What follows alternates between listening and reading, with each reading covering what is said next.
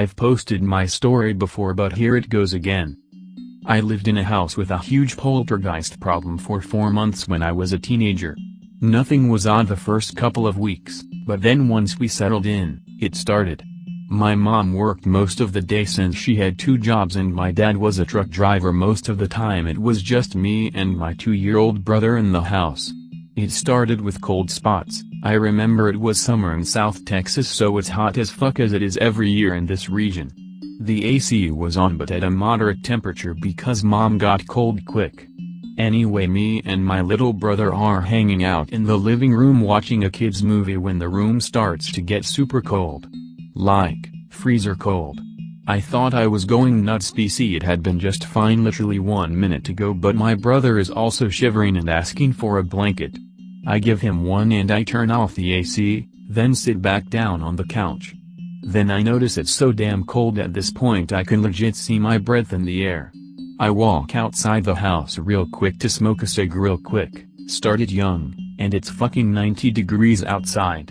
I started getting a bit freaked out at this point, so I walk back in to let my little bro play outside while the house warms up again. I go inside the house and the temperature is just fine. Nothing cold at all. After that the real creepy shit started going down. When we leave the house I'd always close all the doors in the house as I have a distinct hatred for open doors for some reason. Every time we'd walk back in the house, all of them would be open. At first I thought they weren't closing properly due to faulty doorknobs or something, so I'd close them, push on them a bit to ensure they were properly closed, and sure enough, none of them would swing open even with a good push. The chairs in the dining room would move on their own. I'm not talking a couple of inches either. I'm talking they would be violently thrown across the dining room and slammed against the wall. In one occasion, by far the scariest one of them slid across the floor and into our laundry room that sat directly behind it. There was even marks on the door where it had hit it. We had a little Chihuahua dog would bark viciously at empty and dark rooms around the house and then suddenly yelp and run the fuck out of there crying and shaking. My stepdad was the only person in our home with a cell phone, early 2000s, and when he was home, he'd get phone calls from unknown numbers, and when he'd answer the calls, he could hear himself talking on the other line, as if someone from within the house was calling him and putting him on speaker, which of course was impossible. One morning I woke up to the sound of a basketball bouncing in my little brother's room. My little bro was not in that room and very rarely was, as he slept in my parents' room, nor was anyone else in the house except me and him for that matter. At this point, I'm just completely exhausted from being the only one that deals with this shit. As I said, my parents worked a lot, so I was alone for all this 99% of the time while taking care of little bro. So I carefully get up from my bed and walk slowly to the door. I hold on to the doorknob BC, I'm about to put my ear to the door, and if that motherfucker swings open and I see some weird shit or something, I'll have a fucking heart attack. So I slowly put my head to the door, and there it was, clear as fucking day. There was a ball bouncing up and down with deliberation in the room. I could even feel the vibrations in the door, as this was a fairly empty room and it was the only room in the house with wood floor instead of tile like the rest of it. I could not bring myself to open the door. My heart was pounding out of my chest, so instead I sprinted outside and looked in through the window. All I can see is the ball slowly rolling in the ground until it came to a stop. By now, I'm so fed up with all of this I'm begging my mom to quit her afternoon job so I won't have to deal with this shit alone all the time. Even though they've experienced some weird shit themselves, they keep telling me that ghosts aren't real, we need the money, blah blah, all that bullshit. Whatever. The day after the ball incident, I was sitting in the living room when things took a turn for the extreme when my little brother actually talked to whatever the fuck that entity in the house was.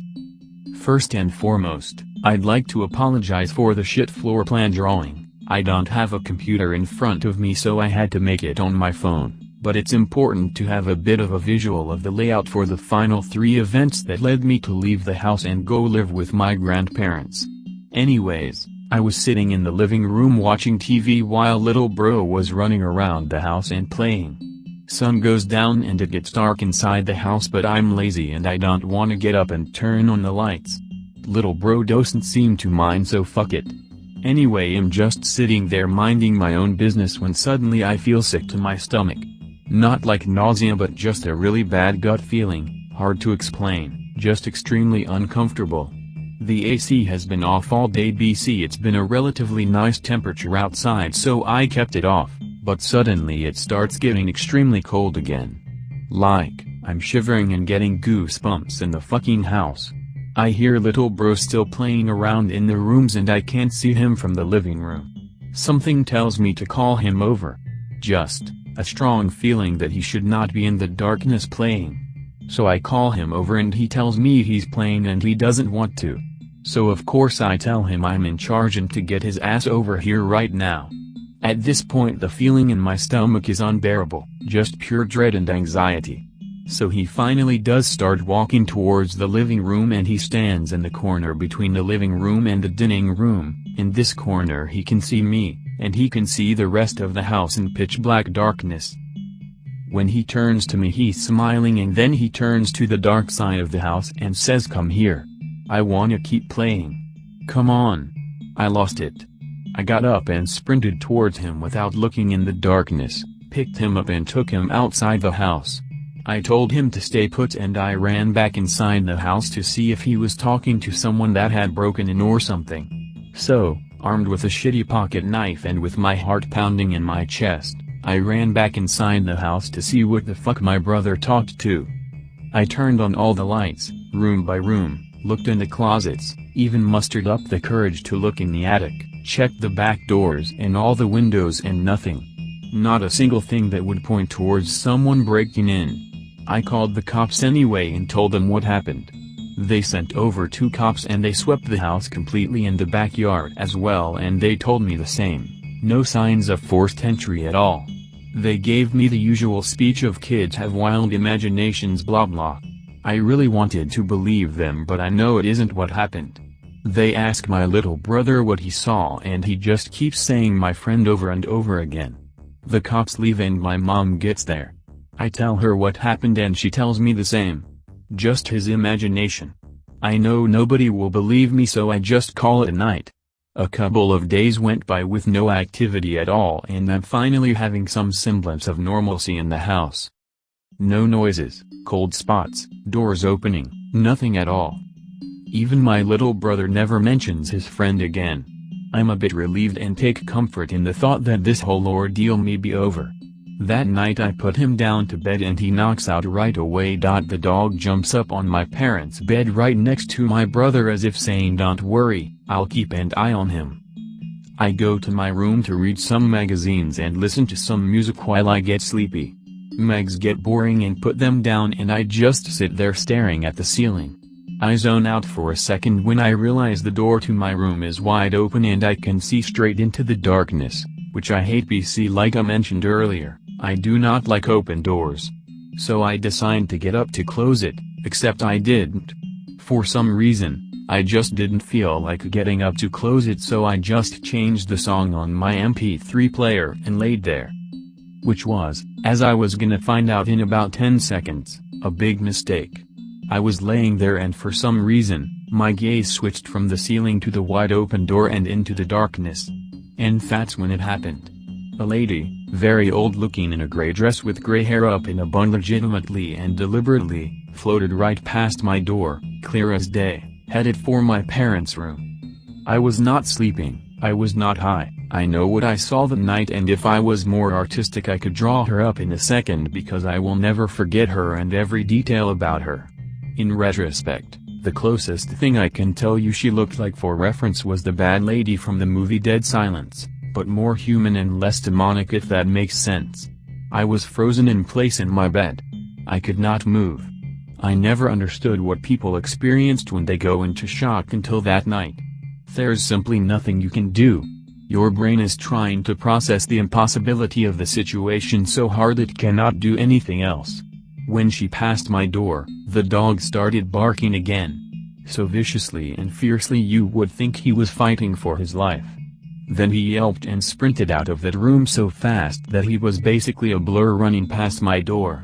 I got up and out of bed and fucking ran to my parents' room filled with panic and with my heart about to explode in my chest.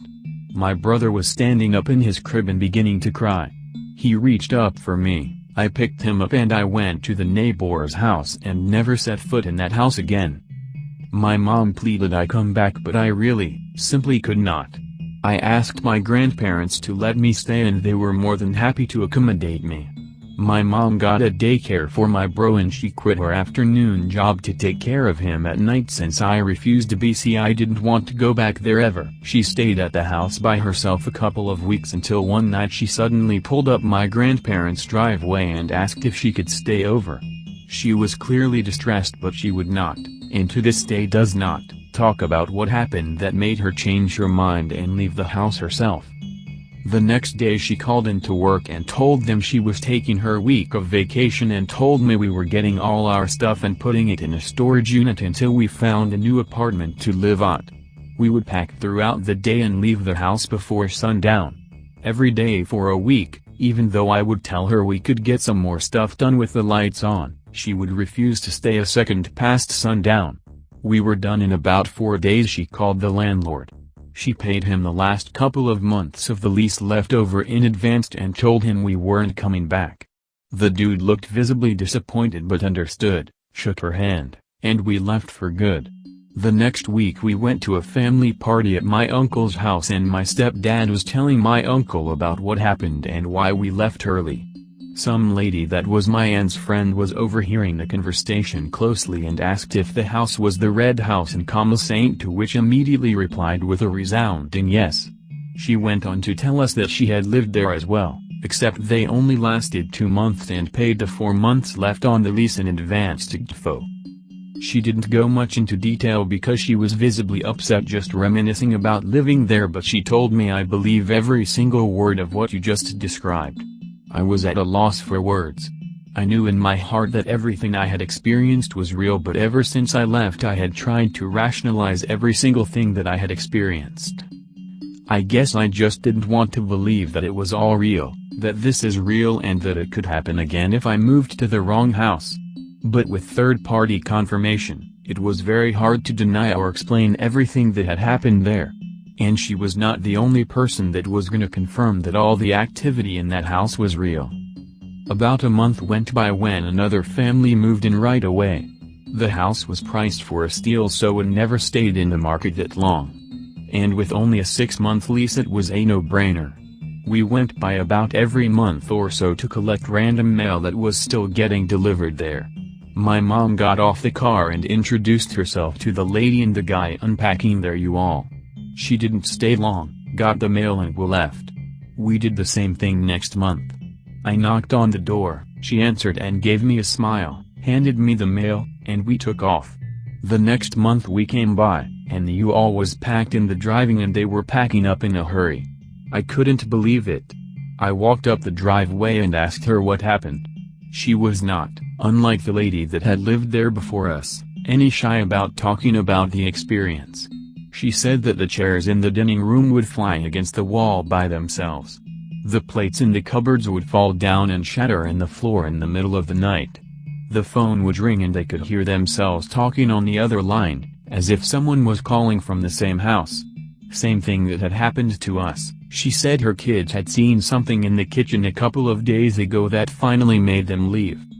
She wouldn't say what, but the little guys were so upset they were just waiting for the grown-ups outside and wouldn't go inside the house. I asked them what they saw and they would just shake their heads. None of them would say. We moved to another place after a month or so, then we moved out of the town and I haven't been back there for the better part of a decade or so. I looked up the house right now on Google Maps, but I'd if it's still occupied or not, or if it's against the rules to post it. But I would never live there again even if you paid me to. There's a lot of things out there that I simply cannot explain or understand. But that house made my skeptic as a believer.